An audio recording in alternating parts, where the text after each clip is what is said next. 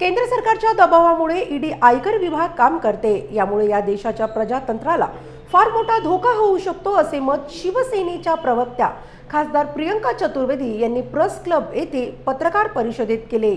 शिवसेनेच्या संपर्क अभियानाकरिता ते नागपूरमध्ये आल्या होत्या। गैर भाजप शासित राज्यांमध्ये हा प्रकार मोठ्या प्रमाणात चालू असल्याचे त्या म्हणाले। महाविकास आघाडीतील तिन्ही पक्ष हे चांगले काम करत आहेत। 5 वर्ष ही युती कायम राहील।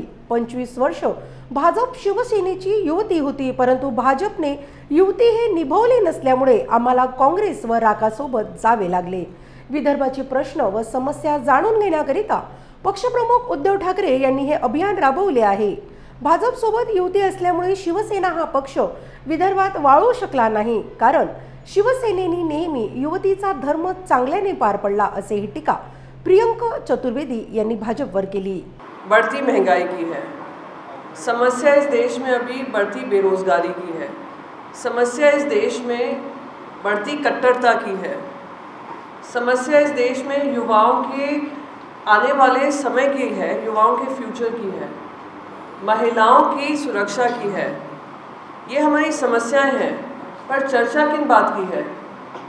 चर्चा उन बात की है जो इस देश के लिए अहम मुद्दे नहीं हैं, वो भटकाने वाले मुद्दे जो कहे जाते हैं वो मुद्दे हैं। आप देख रहे हैं किस तरीके से ईडी हो, आईटी हो, सीबीआई हो, अब तो वो एनसीबी भी आ गया है गेम में। उन्होंने कहा हम क्यों पीछे रहते हैं, पर कहीं ना कहीं मुझे लगता है कि ये सारे इन्वेस्टिगेटिव एजेंसीज किन कारणवश बनाई गई थी इस देश में। देश के लिए एक इन्वेस्टिगेटिव एजेंसीज थी जो निष्पक्ष होकर काम करती, अकाउंटेबिलिटी करती, जनता का पैसा मिसयूज अगर कहीं हो रहा है, कोई गलत काम हो रहा है तो उस पर ध्यान देती विदाउट फियर और फेवर।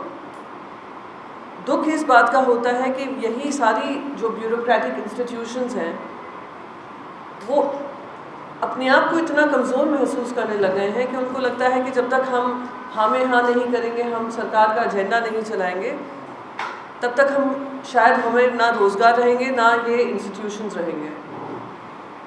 ये आने वाले समय में देश के लिए हानिकारक है, क्योंकि आज कोई पॉलिटिकल पार्टी कर रही है, कल दूसरी पॉलिटिकल पार्टी आकर सरकार में करेगी, और एक सरकार जो केंद्र में बैठी हुई है, उनके जो राज्य में इनके लोग हैं वो अपनी राजनीति के लिए विपक्ष होने के नाते आपकी जिम्मेदारी बनती है अकाउंटेबिलिटी सीख करें, बिल्कुल करें, कोई उससे पीछे नहीं हट रहा है।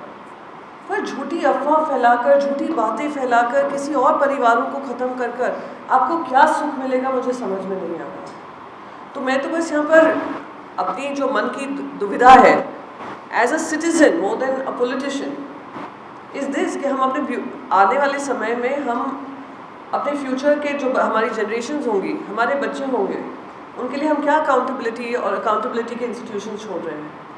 तो ये गहर चिंता का विषय है।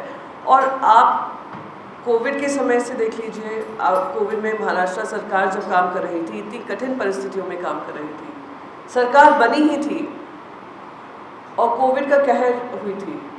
इतनी इन्वेस्टिगेटिव जर्नलिज्म हुई है, पूरे देश में हुई है। अगर ट्रांसपेरेंसी कोविड को लेकर बनाई रखी थी, सिर्फ और सिर्फ महाराष्ट्र सरकार ने बनाई थी। देखिए, विदर्भ में भी हमने, जैसे हमारा 25 साल का अलायंस था भारतीय जनता पार्टी के साथ, और 25 साल में जो अलायंस की नैतिकता होती है हमने पूरी तरीके से निभाई। अगर वो कहते थे वो विदर्भ में लड़ना चाहते हैं तो हम वो जगह उनके लिए बनाते थे, और हमारे सारे शिव सैनिक मन से काम करते थे उनको जिताने में। परिस्थितियाँ बदली हैं। जिन लोगों ने 25 साल का नैतिक धर्म नहीं निभाया और जिस पक्ष ने सबसे लॉन्ग स्टैंडिंग अलायंस उनका रहा, उनके ही ऊपर वार बोला, तो अब हमारी जिम्मेदारी बनती है कि हम भी अपनी पार्टी को और मजबूत करें और हम उन्हीं के गढ़ों में आकर उनको खुली चुनौती दें। तो इसलिए हमारे विदर्भ का दौरा लग रहा है। आपके पार्टी का भी क्या आपका पक्ष था? आपके लीडर से मिली होंगी, आपके कार्यकर्ताओं से मिली होंगी, तो क्या? नहीं, कार्यकर्ता में बहुत जोश है। कार्यकर्ता बहुत उम्मीद है कि अब आने वाले समय में वो लोग नगर परिषद के चुनाव लड़ेंगे, ज़िला परिषद के चुनाव होकर चुके हैं, ज़्यादा सेटिस्फाइंग रिजल्ट्स नहीं थे, पर आने वाले समय में एक साथ नगर परिषद के चुनाव हों, लोकल कॉर्पोरेशन इलेक्शंस हों, हम पूरे जोश से, पूरे लगन से, पूरी मेहनत से काम करेंगे। पता है इस समय पर हमारी परिस्थिति इतनी स्ट्रॉन्ग नहीं है, पर हम उसको स्ट्रॉन्ग बनाएंगे, ये हमारी जिम्मेदारी है। इसलिए हमारा दौरा लगा है। हम हमारे जो कार्यकर्ता हैं उनसे बात कर रहे हैं, जहाँ जहाँ उनकी मांगे हैं, जो जो हमारी उनसे अपेक्षाएं हैं, उसका संवाद चल रहा है। तो एक मजबूत विकल्प बनकर निकलने की जिम्मेदारी है, वो हम करेंगे। स्पेसिफिकली विमेन की जब हम बात करते हैं लीडरशिप, तो अपर एचेलॉन्स पे विमेन उतना नहीं दिखती है शिवसेना में। तो स्पेसिफिकली क्या आपके मन में कोई ऐसा प्लान है कि how to bring them up leadership level? नहीं, लीडरशिप लेवल बिल्कुल हम लोग जब तक उनको ग्राउंड लेवल पे मजबूत नहीं करेंगे तभी, और उनका कॉन्फिडेंस नहीं बढ़ाएंगे, तब तक हम उनको लीडरशिप लेवल्स पे उनका भी कॉन्फिडेंस नहीं रहेगा। तो हम बिल्कुल ये, मैं कल भी सारी मीटिंग्स में मैंने हर बार यही बोला है, हर मीटिंग में, क्योंकि ये सिर्फ मेरा ही मानना नहीं है, हमारी पार्टी पक्ष प्रमुख का भी यही मानना है, आदित्य साहब ठाकरे जी का भी यही मानना है। और हमने तो एक कार्यक्रम भी शुरू किया था प्रथम टी कर, और वो मैं केंद्र में भी ला रही हूँ प्रथम टी की फेलोशिप लाकर। ये महिलाओं को फेलोशिप हम देंगे जो पॉलिसी और पॉलिटिक्स में आना चाहती हैं, और उनको पूरा एक्सपीरियंस और एक्सपोजर देंगे। तो ये हमारा प्रथम टी का इनिशिएटिव है, और हम अपनी पार्टी काडर में भी उसको बिल्ड करेंगे और इनकरेज करेंगे।